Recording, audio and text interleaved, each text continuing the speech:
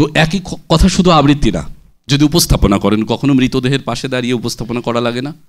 শহীদ মিনারে অনেক বিশিষ্টজন মারা যায়, তারপরে 10টা টেলিভিশন ওটা লাইভ করে না, তখন একজন উপস্থাপক ওই কফিনটার পাশে দাঁড়ায় না, তখন কি দাঁত কেলায় কেলায় হাসতে হাসতে বলবে?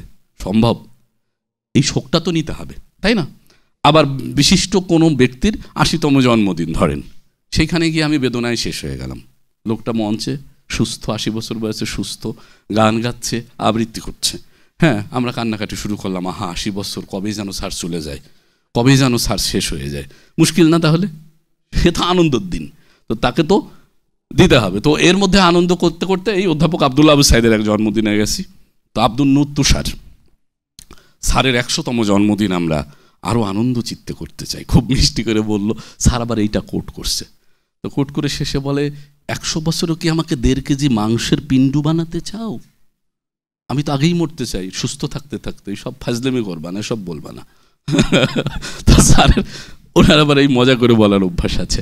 তো যখন যে পরিস্থিতিতে আছি সেইটা যদি আমি উপস্থাপক হিসাবে না করি তাহলে সর্বনাশ হয়ে যাবে সেই অনুষ্ঠানের। প্রতিটি অনুষ্ঠানে